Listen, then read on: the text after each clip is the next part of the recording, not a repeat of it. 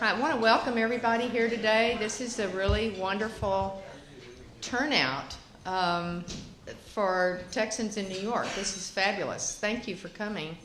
I'm Sally Clayburgh. I am a 1966 graduate of the Liberal Arts College at UT, and I want to welcome everybody here, honoring our dean and all of his wonderful accomplishments and the professors he's hiring, and like Zach here, and anyway, we want you to have a wonderful lunch, enjoy yourselves in the conversation, and I want to introduce Dean Randy Deal, who has been Dean of the College of Liberal Arts at UT for the last 7 years.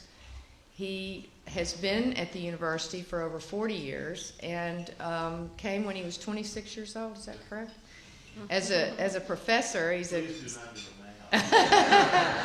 psychology. He brought his lovely wife, his childhood sweetheart, with him when they came to Texas, and they never left. And we're so glad Illinois' loss is our gain.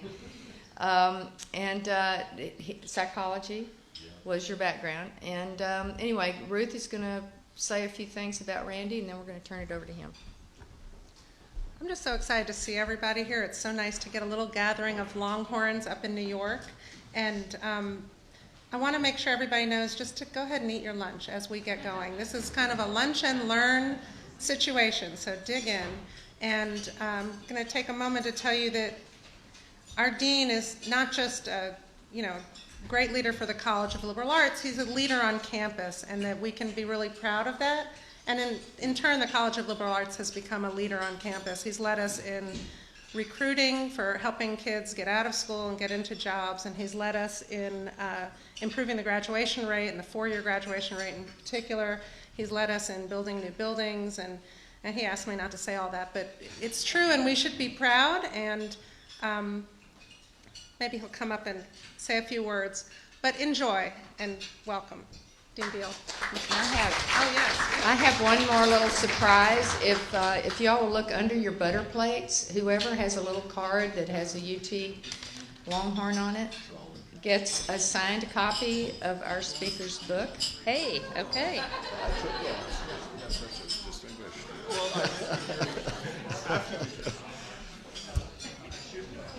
Sally and Ruth, I want to thank you so much for hosting this wonderful event at the Harvard Club. This is something that Mary and I always enjoy.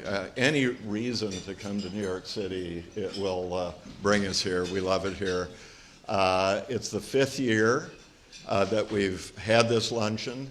Our very first speaker, David Oshinsky, has joined us today. He was here 5 years ago, speaking probably about his latest book. And it's a pleasure to have him here. It's a pleasure to see old friends and new friends. Again, thanks to all of you for coming. So before introducing our speaker today, Zach Elkins, just a few words. I was given probably more credit than I deserve by Ruth talking about leadership on the UT campus, but it is true that the college is playing a leadership role these days. And I just want to mention a couple of items.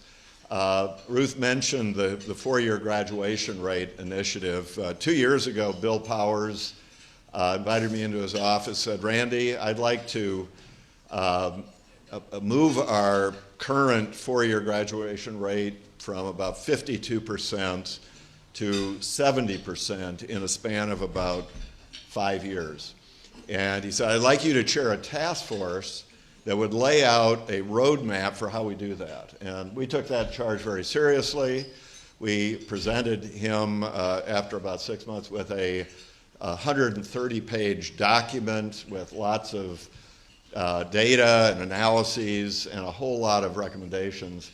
The good news is this report did not end up at the bottom of a file drawer. It is actually being implemented. How do we know that? Virtually every one of the recommendations has gathered its own little task force behind it to move it forward, to make sure it indeed gets implemented. And as a result of the implementation of those recommendations, this past year, UT had the highest retention rate in its history. Close to 94% of our first-year students were retained after the first year. This was despite the fact that the class was also the largest in history. Usually what that means is a lower retention rate.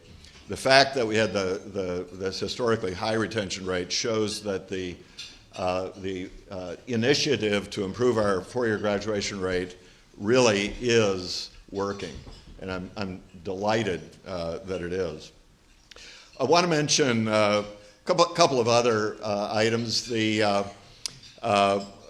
Just recently, Bill Powers asked the College of Liberal Arts if we would organize, if we would develop a campus-wide recruiting and interview center. Basically, he did this because our Career Services Office, run by Associate Dean Mark Music, is really the best on the UT campus. I would probably get some argument from other deans, but I can assure you that it is really a top-flight organization. And Bill understood that, and he has charged us with implementing a campus-wide, university-wide recruitment center. So tell your friends in the corporate world or the nonprofit sector that UT is open for business. When you come to UT now, it's not just to stop off at the Macomb School of Business.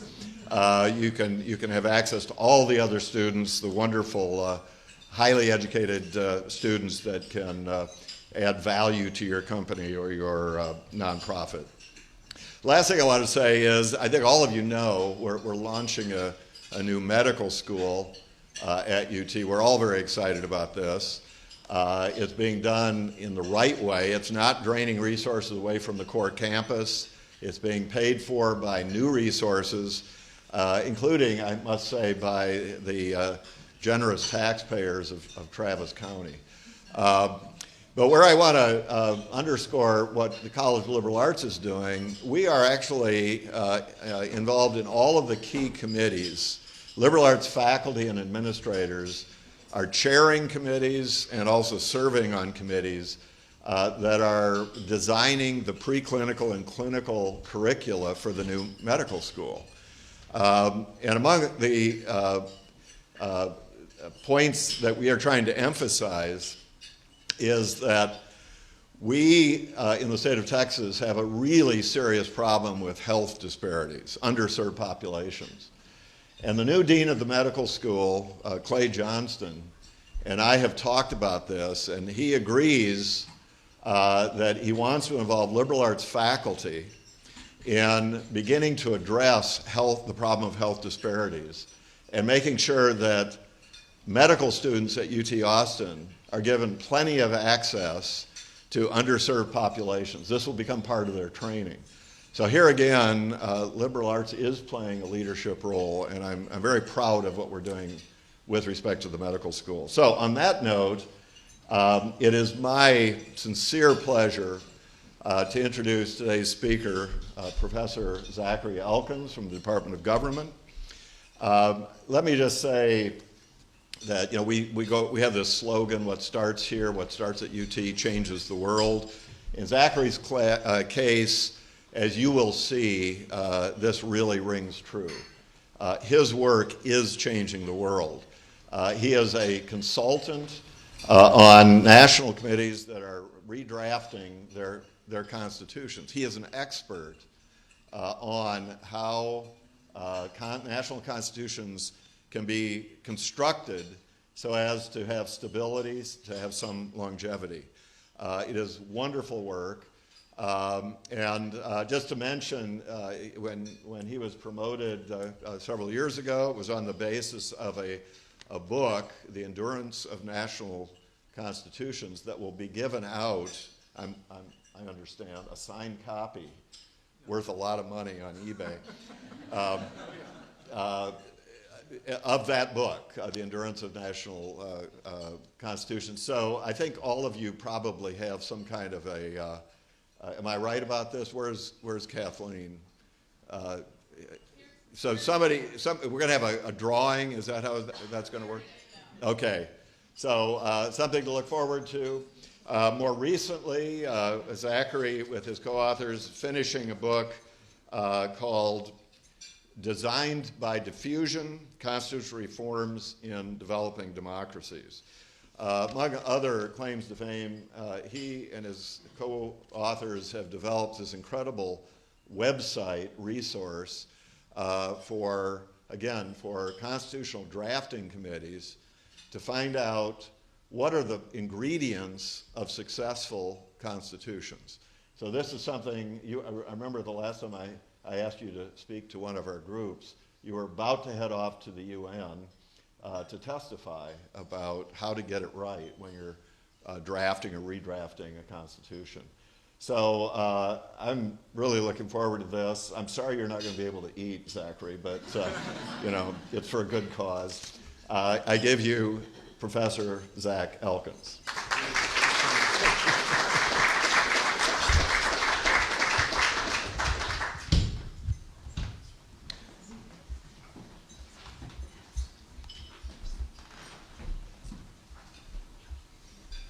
Excuse me 1 second while I put this together. I think my wife's going to think the most pathetic thing in the world is the idea that my book would be the prize in a raffle. But I love it, and I actually grew up here in New York, in Westchester County, and excuse me while I get to the beginning of this, you get a preview. And it's really quite an honor and a pleasure to be here. I'm just really deeply attached to the University of Texas and will be for the rest of my professional career, I'm sure of it. And I have so much to be grateful for to those of you who have made gifts or are thinking about making gifts to the College of Liberal Arts, because I can't tell you how valuable that is to the students and their education, to professors like me who use every dime of it for our research, and I think in some ways to the value of your degree. So I want to thank you very much. Randy Deal actually came to our department last week and made some remarks about the economic situation in the university. And I was reminded a little bit of Fidel Castro. This might be the first time you've been compared to Fidel Castro. Yeah, well, if you remember in 1991 at the fall of the Soviet Union, Fidel announced to his citizens that they were entering a quote-unquote special period, which is a great euphemism. And in some ways, I think the University of Texas is entering the same period where we can't necessarily look for the state legislature to fund everything we do. So I think everything that you do and outside support for the university and for our research is extremely valuable. I was just talking to Patricia Kelso, who is one of the benefactors of the chair that I am a beneficiary of. And I also have in the audience today Brett Perlmutter, who's my contact at Google. And he and Google Ideas, who I'll talk about in a little bit, has been incredibly generous in helping some of the research you'll see today get off the ground. And I can't tell you how helpful it is to have an outsider come in and actually add some sanity to an academic project. We have a new phase of the website I'm going to show you in a second coming out, and it's scheduled to be launched at the end of the second quarter. And when Brett was putting some urgency into our plans, I said, inside my head I'm thinking, Brett, we work on the semester system. What is this quarter two thing I keep on referring to? But nonetheless, it's nice to have some oversight from people who actually have different deadlines and schedules. Let's see. I want to start today by actually talking a little bit about our project. This launched about 10 years ago, and the idea was to collect data on the content of constitutions across the world and across time. Really every single constitution that's ever been written. So we had to go and perform this historical enterprise of identifying when constitutions were written, when they were amended, when they were suspended, et cetera, and then gather the documents, and then put together a conceptual inventory that allowed us to actually survey and understand those documents, and then do the hard task of actually reading them. which I've become a sort of a devotee of the constitutional literary form, but I can tell you that it's not always the most pleasurable thing to read. But fortunately, that's what graduate students are for. So anyway, we realized very early on that this project would be useful to drafters as well as scholars. Our first book, however, and this is the one that if you were so lucky you will win in the raffle, The Endurance of National Constitutions, actually co-authored with my collaborators on this project. And what we noticed right away in going through the inventory and the census of constitutions across the world is that there's a lot of variation with respect to how long they last. Obviously, we're living in a place that has had the same constitution throughout our entire history, but this is not true for every other one. Right after our book came out, the New York Times, of all places, produced this really nice graphic using our data. And if you can't read it, you can thank your hometown paper. But what you'll see, the larger bars are new constitutions, the smaller dark bars are amendments to those, and the faint lines you can't see are the periods in between. And what you notice, well, I'll just point out France here, and you might know the old joke about the French Constitution. Somebody goes into a library and asks for a copy of the French Constitution only to be told that they don't stock periodicals. Well, that's true for a lot of other constitutions as well. If you look at Latin America, which is probably the poster child for this, and of poster children, the Dominican Republic and Haiti are the poster children. It each had about 30 constitutions in their history, so averaging one every 7 years or so. They both obviously share the island of Hispaniola, and that island is responsible for 1/10 of the world's constitution. So I have it on my mind to go there to figure out what's going on. But suffice it to say, there's a lot of variation in how long these things last, and people are drafting them predictably on an average of 4 or 5 a year. Okay, now if you want to, here's some data analysis from our book, and this is a survival curve, which essentially allows you to get a sense of how many constitutions are alive at any given point in the life cycle.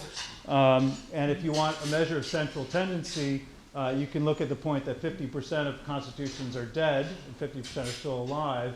And if you follow that down, you can get a life expectancy of 19 years. So across this whole sample, the life expectancy is 19 years. What's interesting and somewhat eerie about that is the following, that there's a famous debate, also chronicled somewhat in our book, that you might be lucky enough to win. And there's a debate between Thomas Jefferson and James Madison that went on mostly by letters, since Madison was in the United States and Jefferson was in France serving as the first ambassador. Madison, of course, had sat down and written most of the Constitution, and Jefferson suggested, almost offhandedly, that the Constitution should be ripped up every 19 years and rewritten. And his famous phrase, "the dead shouldn't govern the living." In order to be more representative, each generation should write its own Constitution. Well, of course, Madison, having written the thing, you can imagine how he felt about that. But it sort of initiated this long-standing debate about how long constitutions should last from a normative perspective. But the eerie thing about that is that Jefferson suggested that they die every 19 years, but as a positive matter, in fact, that's when they are expected to die. So very strange. And there's more of those empirical nuggets throughout the book if you care to have a look at it. Now, I mentioned that there's a lot of data in the book that allows us to answer all sorts of historical questions and questions about the consequences of different constitutional choices. And as you can imagine, that's useful to drafters. One thing I've learned in my study of people writing constitutions is that their behavior and habits don't differ that much from the standard undergraduate. They're both working under tight deadlines. No academic work happens outside of deadlines. And they're late nights, lots of coffee, lots of, shall we say, incoherent prose. And so in some ways, I feel like I have some expertise in constitution, but also have some expertise in drafting. And if you think about the drafting situation, we have people writing constitutions who are under really tight deadlines. It's usually a crisis situation in the remaking of a country's institutional framework. But it's also the case that these people really don't have much expertise at all. They've never, well, maybe if they were around 19 years ago, they may have written the other Constitution, but for the most part, they're amateurs in this, in writing higher law, and they're trying to construct something that speaks to everybody in the country, and they're trying to construct something that's coherent, and we know how hard that is when you're drafting with 250 of your favorite friends and not so favorite friends, as the case may be in any legislature. So it's hard, and we wanted to build some tools to help.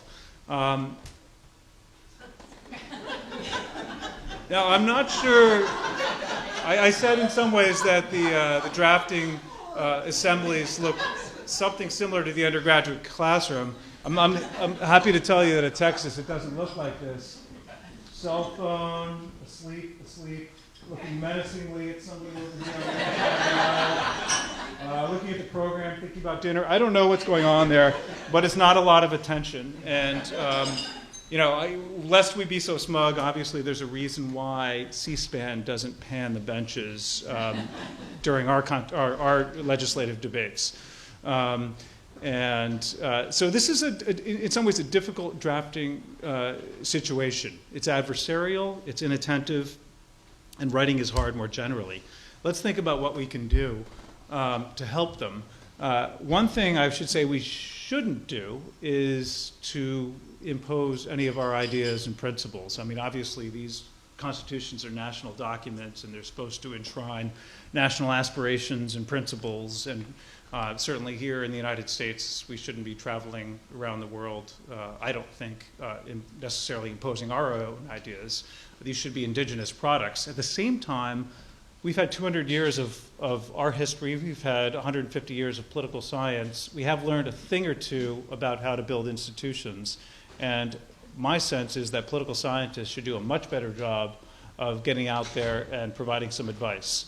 I think we can identify or help sharpen their sense of objectives, what they want to maximize in their Constitution. I think we could allow them to identify dimensions of any issue area. And one thing you're going to see when you read constitutional text, you realize how many different dimensions there are to any given problem. I think obviously we want to put out there some solutions that seem to have worked, predict the consequences of things they might adopt, and of course read, and help them edit their drafts.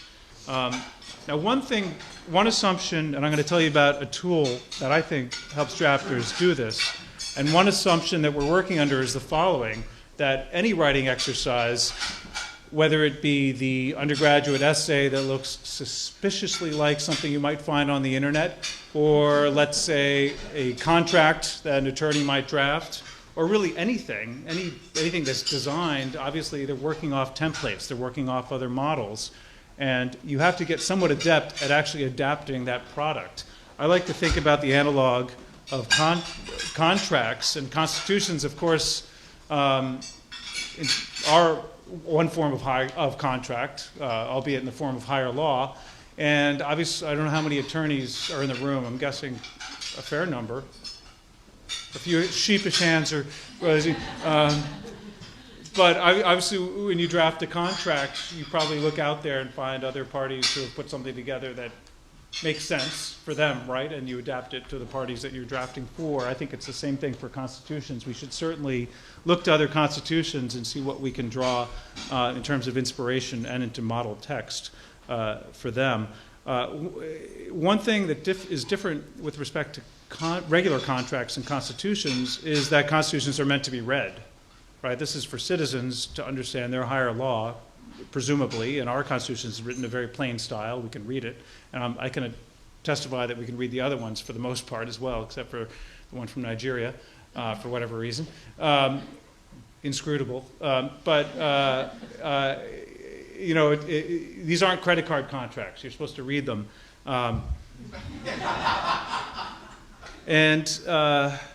One thing that drafters want, I've noticed, is actual text. Yeah, they're willing to sit down and listen to you theorize extemporaneously about Montesquieu and Locke, et cetera, and all the political theory. But at the end of the day, they want some text. They've got a deadline. And that's the assumption we're operating under. So about a year or so ago, came in contact with some really interesting people at Google Ideas, which is a part of Google that started, I don't know, 2 years ago, Brett. So I'm going to introduce Brett Perlmutter, who's my contact at Google Ideas, which is based in New York.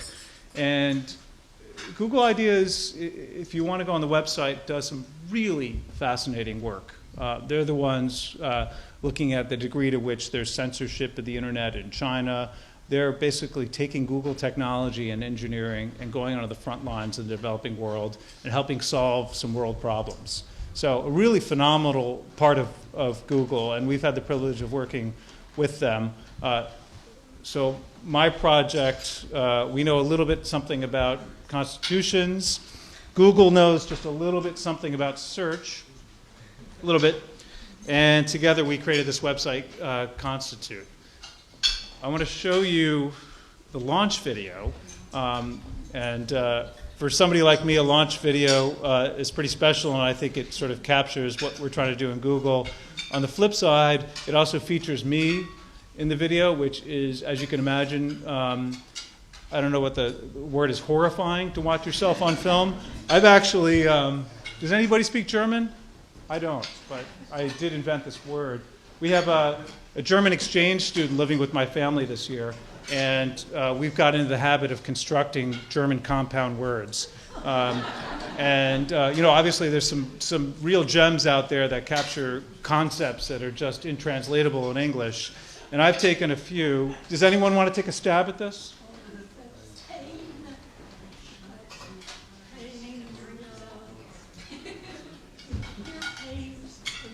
Yeah, Patricia got it. So the pain of hearing yourself.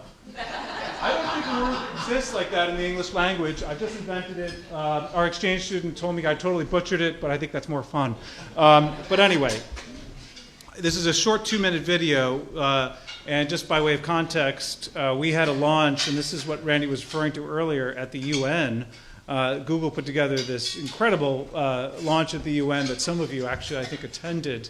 And in connection with that, we also have this video. And it tells you a little bit about what we're trying to do. Constitutions are very symbolic, and they're very important. In many ways, they establish the principles and the ideals that countries aspire to. It is a statement of belonging, of sovereignty. It is what makes a nation. One of the basic things to constitutional drafting is looking across other documents. These are people who are writing under very tight deadlines, under demanding circumstances, and they need, in a very efficient way, to search and analyze a representative set of constitutional texts. Together with Google Ideas, my colleagues and I have put together Constitute. If you are writing a constitution and want to know what African constitutions have to say about the rights of women after 1945, you can do that in just a few clicks. The future constitution writers will use it. For citizens, having access to the documents is the first step to allowing them to feel ownership of their constitution. Writing anything is difficult. Writing a document that's supposed to be the framework and the bulwark for democracy for generations is even harder. If Constitute can help that in even a marginal way, it'll be a success.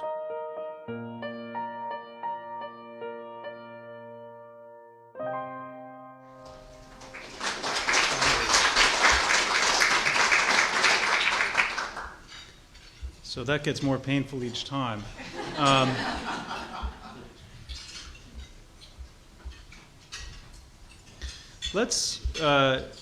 want to actually show you the website now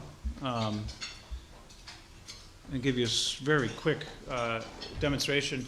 As I mentioned, we put this together for countries presumably in the developing world who are writing their constitution, but of course those in Europe and elsewhere are thinking about constitutional redesign as well. Even here in the United States, we're thinking about it a little bit. And Sally, I don't know where you are, asked me for a little bit of material on the U.S. Constitution.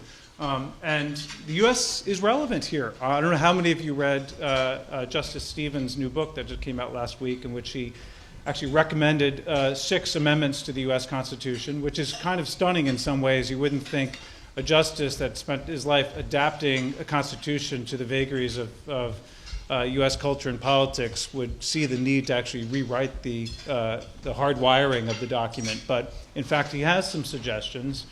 And I think maybe that sets a little bit of an agenda. One thing that he suggested was that we do something about the balance of money and democracy, and do some thinking about how to strike the proper balance between, on the one hand, a very free exercise of your voice and your giving, and on the other hand, the idea of equal contributions and equal say in democracy. And so it's a tough balance that countries are obviously trying to strike with respect to that issue. And if you're sitting down and writing a constitution and you want to include something about campaign finance, what to include? Well, our suggestion with this document is that you think about the various excerpts that are out there from constitutions. We have in Constitute every single constitution that is currently in force, and we're always updating them to make sure amendments included. What you'll see in the left-hand drawer is our conceptualization for how the 330 topics that we've included in this website might be categorized, but you don't have to necessarily follow our conceptualization, and more on that in a little bit. You can just go here to the search bar, and let's put campaign finance, and it should auto-complete, and it does. And we see 37 constitutions of the 190 or so in our sample have said something about campaign finance. So if you're on a subcommittee or you're Justice Stevens and you're thinking about redrafting higher law on this, you might take a look at these excerpts. We'll look at Argentina. And you can't read this, but you can see that the Argentine Constitution does two things. It actually provides for financial support for parties, so they don't have to raise the funds themselves. It also it suggests there be some transparency. So that's interesting. We're going to pin that, which means I can look at it later. Well, let's look at Angola since we're there. Angola does something a little bit different, and again, you can't read this, but Angola doesn't provide money, it provides access to airtime on the media, so that's interesting.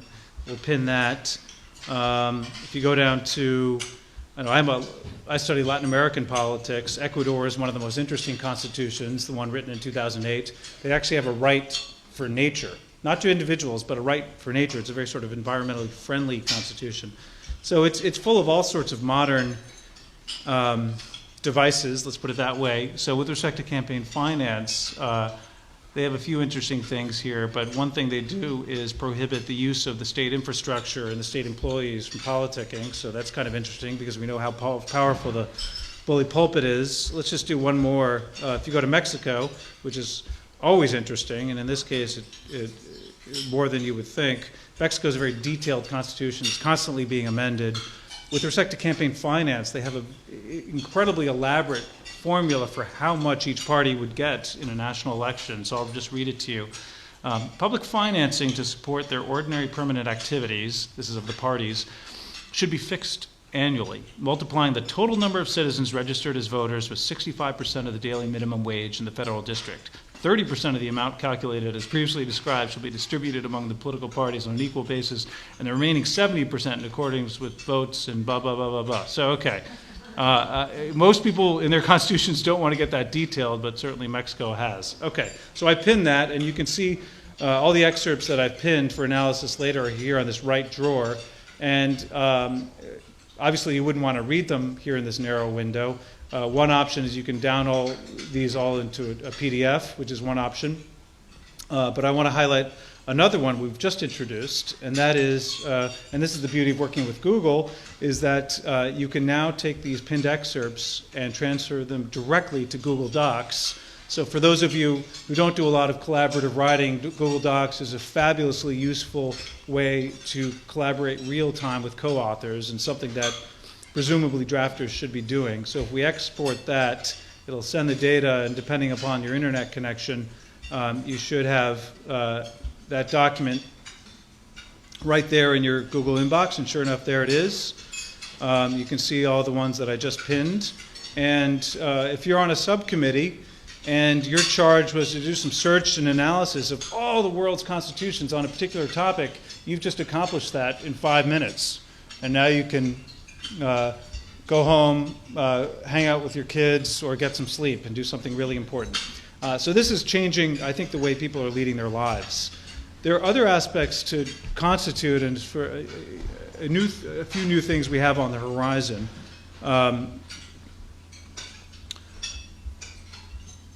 But let me talk for a second about collective drafting, because we've just imported this into Google Docs, and most of you probably have cooperated or collaborated on some written document at your work or in school, and you know how hard that is, and you know the classic pathologies of collective action problems and texts that don't represent the author's views, and micromanaging and bruised egos and everything else that goes with working collectively. We don't have a good way for people to write things collectively. The standard two practices are to carve up the labor and have people come back with a section of the Constitution that they'll staple together, or to have a number of people, including fierce adversaries, hover around somebody with a laptop and craft sentences, which, as you can imagine, is not a good way to do it. Google Scholar represents a much easier way, I think, sort of a machine-mediated way to write. And right now we're doing some experimentation to see what happens when people write constitutions with Google Docs. I'm doing some experimentation right now with undergraduates. As you can imagine, undergraduates could really not care less about constitutions. And so asking 5 of them to sit down and write a constitution with Google Docs, and another 5, the control group, to write a constitution as they would normally, not many ideas are flowing. So at the suggestion of one of my Plan 2 students, we had them write a roommate constitution. So all these undergraduates, of course, living together the first time, living independently, going through all sorts of interesting shenanigans in their homes. So having them sit down and actually write out the rules for how roommates are going to live together, as you can imagine, they had a lot of material. I had no idea. There was one group that had 2 pages under the section of nocturnal visitors. More than you want to know about your undergraduates, certainly. But the results from the early experimentation is that they enjoy the process of writing on Google Docs. Not surprising, they're Generation Z or Z plus or whatever they are. So it's a much happier experience for them. It's much more representative of the views of various co-authors, and it's much more shorter. It's shorter and it's more harmonious. It's a cohesive document. So more to say on that. That's a direction we're going. I want to just completely and utterly geek out for a second and talk about what's underneath the hood of Constitute, because that's really one of the most novel things in this document, or in this data set, in this project, I should say. Most of you do this every single day, probably, but let me put something in here. I'm going to say things to do to auto-completed. That's nice. Okay. So I have another day. Maybe I'll take them up on this. Now, one thing you notice this is new in Google as of a year ago. Year, right? Knowledge graph? Okay. So you notice now with searches that are actually popular searches, you get a carousel at the top, which is rank order of all the great things you can do in New York. And I actually use this all the time. But you also get what's called the knowledge panel here, all sorts of aspects of New York City, and that's great. Not everything has this, but everything on the internet has data behind it, and it has this very special kind of data. And let me show you that for a second. I've been working with data for years and years and years, and obviously we put data together and merge political and economic data to say interesting things, and this is your typical data set, rows and columns of data. But the data that's underlying Constitute and knowledge graph, the Google search, is very different. Instead of a flat file where I have countries and attributes of countries in columns, in a very wide column, the Constitute data, and I told you I was going to geek out here for a second, but the Constitute data is really long, and every single piece of data is a URL. And you can't read this here, but every single country in the Constitution its own URL. These are what's called triples, a subject, predicate, and an object. And this is what's called the knowledge graph. Every single thing, every single entity out there on the internet has its own dedicated URL. And you can think of a sort of a much more not a flat data structure, but a data structure that allows you to pin in and just grab concepts, grab topics, and in a very standardized way, take all the internet, all the data that's underlying the internet. So for example, Wikipedia, I don't know if you know this, all those articles have underlying them a set of data that looks exactly like this. All the objects that people write about in Wikipedia are this kind of semantic style data, and it allows Google to take the DBpedia data and produce the knowledge panels. So I have a challenge for Brett. This is a surprise to him. All right, so yeah, challenge and a surprise. So obviously New York City has its own knowledge panel, and things to do in New York City is a concept that people might be interested in. But I don't know, let's think about the Constitution of Venezuela. Brett, do you think that has its own knowledge panel? It's in the knowledge graph, but it might not have its own. I don't want to hear excuses, Brett. There's no knowledge panel here at all. None. Google has our data. They have the possibility of actually reproducing all sorts of interesting information about Venezuela right here and in the Constitution. And the question, obviously, knowledge graph is so wonderful because the information is curated and not everything that they have information on is going to go in the knowledge panel. But my hope is that within the next year, we will be able to see the Constitution of Venezuela as a knowledge panel. So I'll share Brett's email, and you can all email him if it doesn't happen. Okay, good. All right, so let's see. The other really interesting thing about these data, and let me go back to Constitute for a second. I often wonder what we as academics can provide our students in the classroom. Obviously, they have all this information in front of them, and they can learn on their own. And I'm a strong believer in do-it-yourself learning. On the other, so what do we offer them? I think the one thing we offer them is a conceptualization of the world out there, a set of categories that helps them actually make sense of these empirical phenomena. And in the case of Constitute, we have that in the form of our curated topics. We have these categories on the side, and you can drill down and look for every single kind of right you'd ever like, and look for things that way. But we know that categorizations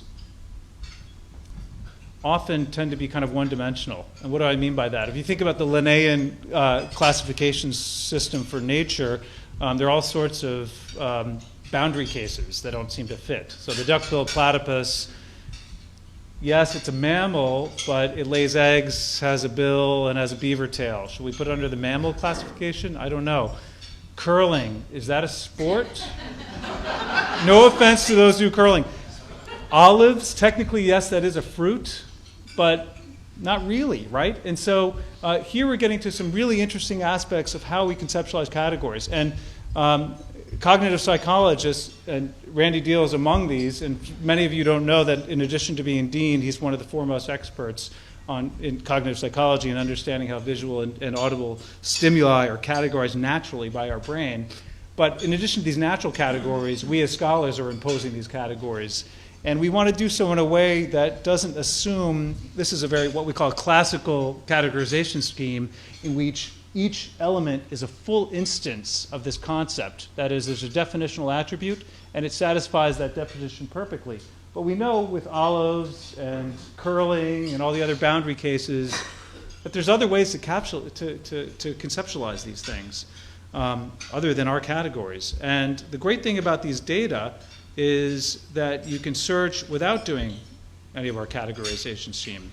So for example, we don't have a category called women, but when you type that in, you see a bunch of topics that have something to do with women. Now, how did we do that? We built this thing called an ontology, which is a data set that represents all these concepts and what they mean to people.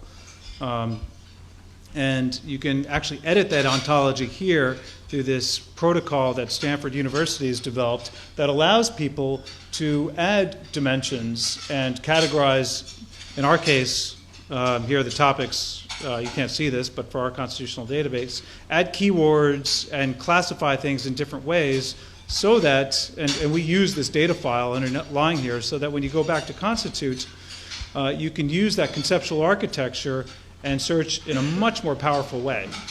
And this is I think we're the first political science data set to ever put our concepts and our things, our data, in this semantic style that allows for really powerful searching. And but we're not the last. Everybody else is going to go this direction, and it's a really interesting development in social science data and in regular data. Okay. I think I'm done geeking out, and I want to tell you a little bit about where we're going with respect to Constitute. Because I mentioned out the front that Q2 is approaching, and that means there's a deadline, since, again, we're not on the semester schedule. Reading these constitutions should be done in your own language. For those writing constitutions in Arabic-speaking countries, they should be doing it in Arabic. We have Arabic Constitute that we're building right now that's going to launch at the end of Q2. I'm loving this Q2 thing.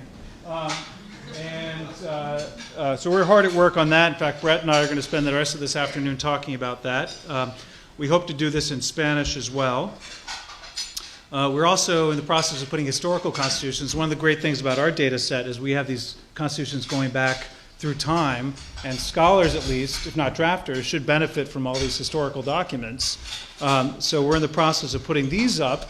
And again, this is Arabic, but I don't know if you can see here we're developing some software that allows you to compare constitutions side by side. So Egypt, as you know, has been pretty prolific in constitution making in the last 20 years. They've had 2 in the last 2 years. So this is a graphic that allows constitutional drafters in Egypt and elsewhere to compare the 2013 to the 2012 to the 1971 Constitution. And you can pick any topic and then see where in the text that topic shows up, and then see the actual excerpt on that topic in this window right here. So it's a really great tool for historical analysis of documents. We're, as I mentioned, putting together some drafting tools that help people write together. We have all sorts of data analytic tools, and this is where we as political scientists get really excited, all the really cool ways to visualize these data and show them. We're taking Constitute on the road, and this is another thing Brett and I are going to be talking about in the next 2 days. We've identified 20 or so countries that are poised to write new constitutions, and we're setting up a schedule over the next 6 months or so to visit at least 4 or 5 of them. We'll probably be in Myanmar, in Libya, Chile, Brazil, among others, setting up workshops for people writing constitutions, showing them this tool, working with them, and also, in addition to showing them, we're also going to do some measurement and evaluation. We want to see what happens when people write constitutions with Constitute. What are the consequences? I think it's a great tool. Other people seem to suggest that they find it helpful. What happens when you actually do some real experimentation to see people writing constitutions with this tool as opposed to another way? So we're going to set up a laboratory in each of these situations to have people actually sit down and write constitutions. And it could be that when they sit down and do this exercise, maybe some text will come out of it. So we're going in the next 6 months or so around the world to do this, but we're also going down the road to Philadelphia, to the National Constitution Center. So I've been developing this project with the director of the National Constitution Center, which is a fabulous resource right there at Independence Hall. And there's a great museum devoted to the U.S. Constitution. And we are putting together, and get this, a museum installation version of Constitute, together with all sorts of other sort of infographics that allows kindergartners and up to seniors to play with these data in a really innovative way. And we're doing this with, I don't know how many of you know the Texas Advanced Computer Center. This is one of the great things about being in Texas, is that you can go down to the building right next to you and find somebody who's at the forefront of their field. And the Texas Advanced Computer Center has this visualization lab where they have jumbotrons the size of, you know, the Macomb Stadium, our stadium's jumbotron, where you can, basically a big iPad where you can play with these data, and whether it be engineering data or science data or constitutions data, it's a great way to interact with this, with these data. And we're setting this up in the museum in October 2nd. short trip down. I've plotted this at Google Maps. I'm all about Google these days. Nice. Hour and 22 minutes on the train. October 2nd, we will unveil this at the National Constitution Center. So hope to see you down there, and maybe we can let people know. I think that's all I have to say, except for welcome.